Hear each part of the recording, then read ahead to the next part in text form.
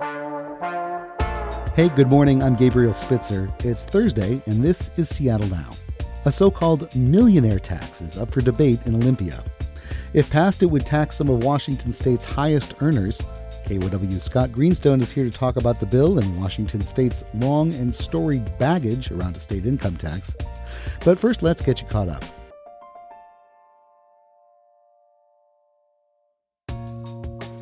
As Washington State stares down a budget deficit, how can the state ensure that schools are properly funded? State Superintendent Chris Rakedahl will unveil his proposal today to sustain funding for schools with increased revenue.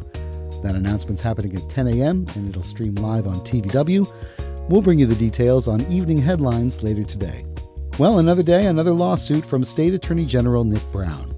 The state is suing two companies, Playtika and Aristocrat, for allegedly operating illegal gambling apps in Washington State. Brown says the two companies have taken more than $225 million from Washingtonians over the last 5 years. He says the companies don't have licenses to operate in Washington State and are in violation of the Gambling Act and the Consumer Protection Act. And the Winter Olympics have begun in northern Italy, and you can catch some athletes with Northwest ties in action today. Team USA plays the Czech Republic in women's hockey this morning at 7:40. 4 members of the Seattle Torrent are on the roster, including team captain Hillary Knight, as well as Alex Carpenter, Hannah Bilka, and Kayla Barnes. And if our recent curling episode piqued your interest, well, Team USA is competing twice today. You can stay up late to catch them against Norway at 1 in the morning, or get up early to see them face Switzerland at 5:30 a.m. 2 team members have Seattle area roots, Luke Violette and Ben Richardson. Check back here for more headlines on tonight's episode of Seattle Now. Washington is one of only 9 states without an income tax. And that's no accident. Washington courts and voters have rejected attempts to implement one for almost 100 years. But this year, the Washington legislature is trying again. We'll get into this bill and Washington's identity as a no-income tax state with Scott Greenstone. He's KUOW's politics reporter and co-host of Sound Politics. Thanks for being here, Scott. Hey, thanks for having me. All right, so let's get into a little bit of a history lesson here. Why doesn't Washington have a state income tax? Yeah, I love history lessons. Okay, so you mentioned almost 100 years. The reason we can't say 100 is because in 1932, a very Republican Washington state actually passed an income tax with almost 70% of the vote, and the courts pretty much immediately the next year struck it down before it was even instituted. Wow. They basically said, Washington State, again, there's a few ways in which we're weird. One of them is that our state constitution has this funky little clause about how property has to be taxed uniformly. Stay with me here. And the Supreme Court in 1933 ruled that income is property, which is also very strange. Not very many states, not very many Supreme Courts believe that income is property. So basically what they said is if you want to have an income tax, you're going to need to tax the poorest Washingtonian the same as the richest Washingtonian, and nobody wants to do that. So what the state legislature, did is they instituted a lot of sales taxes and business and occupation taxes at the time as an emergency to fill that hole created by no income tax. But those taxes have stayed around today. Wow. Okay. So since that time, that was around the time that the national income tax came into being. Mm-hmm. And since that time, 40-odd states have adopted income taxes of their own. They've figured out their own sort of legal basis for it and everything. So how does Washington being in this tiny minority of no income tax states impact the way that we think about ourselves, the way that the Washington's identity has been shaped? Yeah, I love that question. We are really the only state in the nation that is today majority Democrat, but also doesn't have an income tax. If you look at all those other states you mentioned, they're either Republican or they're kind of swingy states. They're kind of purple states like New Hampshire. Because we are a Democratic state, we want to pay for services, right? A lot of, more government services. And we have leaned on sales taxes and business taxes and even property taxes to pay for all those things. So those taxes are really, really high. And I do think, you go across the water to Oregon, right? You go across the Columbia River to Oregon, and they have no sales tax. They're very proud of that. I do think Washingtonians are proud of the fact that we don't have an income tax, especially, if you go down to Vancouver, my parents live in that area, And people on that end of the water, they love that they can go to Oregon and shop and there's no sales tax and then come home and not pay an income tax. Oh, gaming the system. Yeah, that's right. So let's just take a moment to talk about what that means to be paying for everything with sales taxes and property taxes and so on. Just how is that different? How does the burden fall differently in that scenario than versus an income tax? Yeah, so if you talk to sort of liberal folks about this, they call it a regressive tax system is what we have in Washington. It basically means that because of all these sales taxes, particularly, and property taxes, those fall on the lower and middle classes a lot heavier than higher classes. So that imbalance has, for years, meant that progressives have come back a handful of times with proposed income taxes. So let's take a second to talk about the newest one, the one that's on the table now. What can you tell me about the details of what are in this tax and why aren't Democrats calling it an income tax? Good question. So it's an income tax, but only on incomes over $1 million. So they're calling it a millionaire's tax. That's not technically true because a millionaire has assets worth $1 million. And if you have $1 million home, but you only make $200,000, you're not going to pay this tax. In fact, if you make $1 million, you're not going to pay this tax. But if you make $1,000,001, you pay a dime to this tax. So every dollar in this current proposal that was unveiled this week, a little less than a dime out of every dollar over $1 million, you would pay to this tax. Got it. Okay. So what are the Democrats who are backing this measure saying about why, this is the time to do it? It's been a century without it. Why now? Yeah, absolutely. You mentioned a handful of times. There have actually been 10 times that corporate or income taxes have been put on the ballot and Washingtonians have said no to them. The last time was in 2010. Since 2010, though, we've had Occupy Wall Street. Of course, Donald Trump was elected. Washingtonians writ large are not big fans of Donald Trump. And Donald Trump has passed a series of tax cuts, particularly benefiting the wealthy, that he just solidified last year in what he calls the Big Beautiful Bill. I think Democrats feel that this gives them political cover, and they don't say this. I asked about this. They wouldn't say political cover, but I think it allows them to jump in and use this moment to change the tax code. Here is State Senator Noelle Frame. Here's her answer when I asked her that. We're making the progress that the people want us to make because we've been stuck with this for nearly a century. And they have polling that shows that it could be very popular to institute a tax just on people over $1 million. And you did ask, why aren't they calling this an income tax? Right. They're not calling it an income tax because that polling also shows them that people don't actually want an income tax if they pay it, if most of us pay it, right? If you lower that threshold to below $1 million, the support for the tax starts to drop off precipitously. Oh, fascinating. Okay.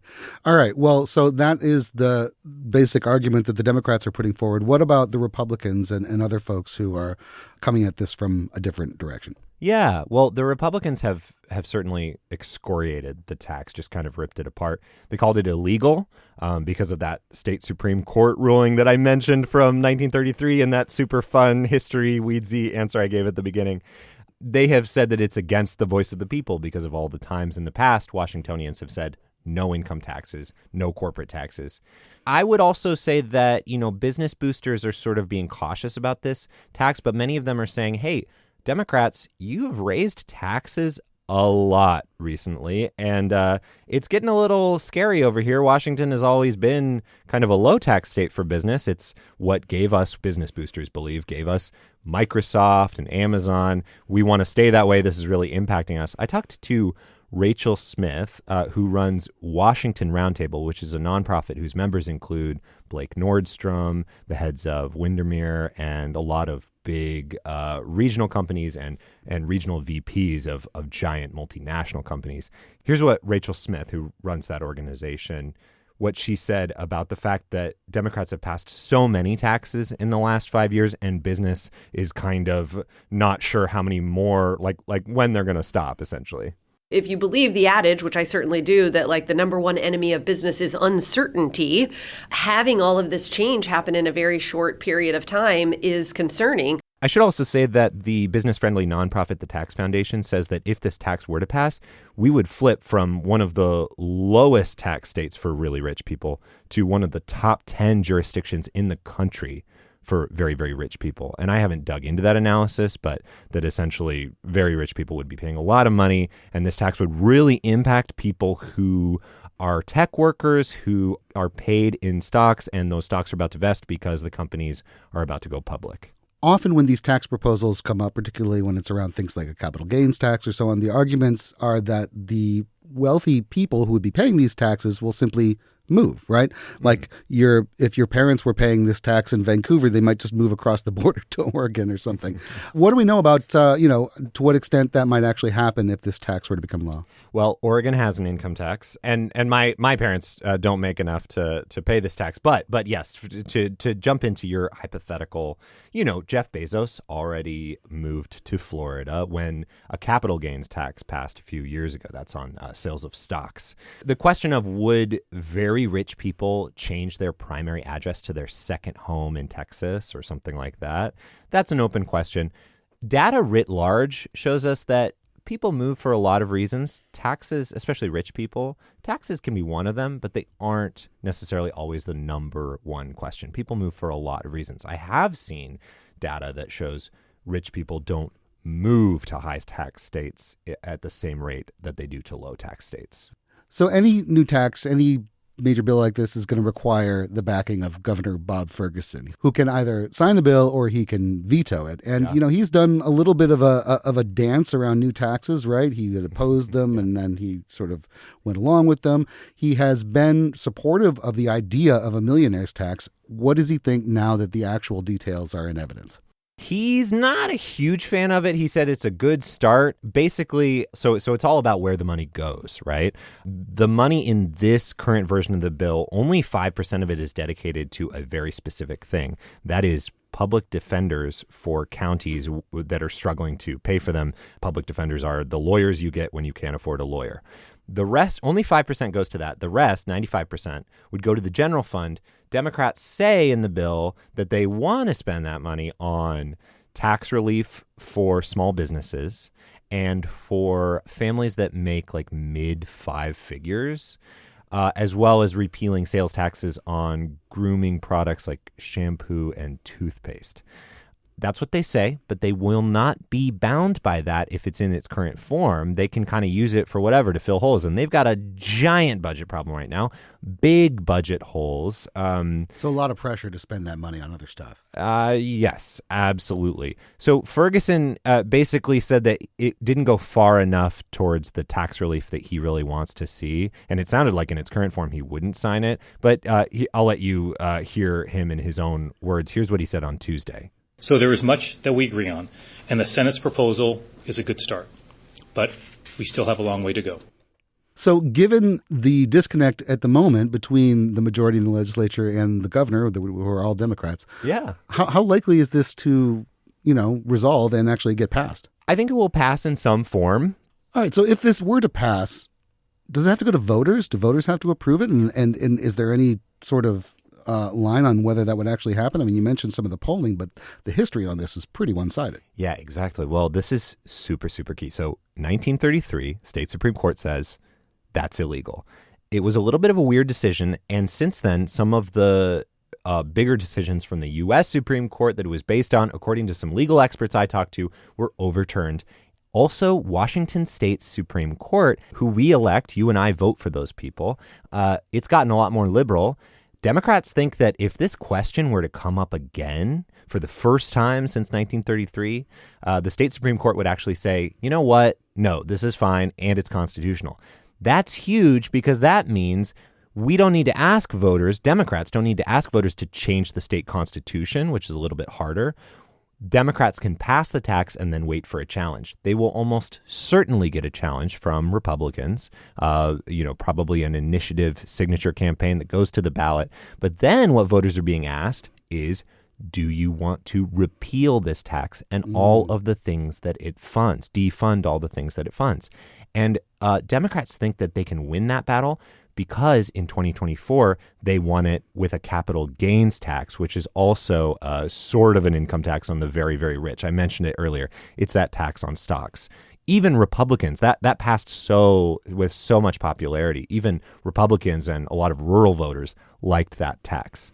We talked about how not having an income tax has become really part of Washington's identity in the way that we think about ourselves. So what does it mean for our identity if all of a sudden we're no longer the state without an income tax? Yes, we were a libertarian state once upon a time. I think in many ways we still are in the classic sense of libertarian. I don't think a lot of Washingtonians want the government telling them what to do, who to marry, whether or not to have a kid or have an abortion. I will remind you that you, Gabe, and me, we still, and probably almost everybody listening to this, will still have no income tax if this passes in its current form, right? So we're still going to be the state without an income tax for everybody but the wealthy. Mm-hmm. And I think that is an important thing. We're still not necessarily a pro-income tax state. There is this question, I should say, that detractors are saying every other state that has ever passed a high earner's income tax, the federal income tax you mentioned back in the 30s, many of them started up high on rich people. They were always brought down to almost everyone else. So will we stay the state with no income tax for everybody forever? I don't think history would say yes. All right, Scott Greenstone covers politics for KUOW, and he hosts the podcast Sound Politics, where on Thursday, their episode this week will dig even deeper into what is contained in this tax proposal, including an interesting little tidbit that has to do with visiting athletes. So. Yeah, ahead of the Super Bowl, a lot of people have been really interested in that. Athletes who visit Washington will pay this tax under this current proposal, and we'll talk more about that on Sound Politics this week. All right, thank you so much, Scott, for joining us. Thanks for having me. Appreciate you listening to Seattle Now. And thanks to our generous donors for the support you give the show. You can give Seattle Now a boost by clicking the link in the show notes and following, rating, and reviewing the show on your podcast app. Today's episode was produced by Brooklyn Jamerson Flowers. It was edited by Caroline Chamberlain Gomez. Our production team also includes Andy Hurst, Vaughn Jones, Paige Browning, and Patricia Murphy. Greg Kramer does our theme music. Seattle Now and KUOW Public Radio are members of the NPR network.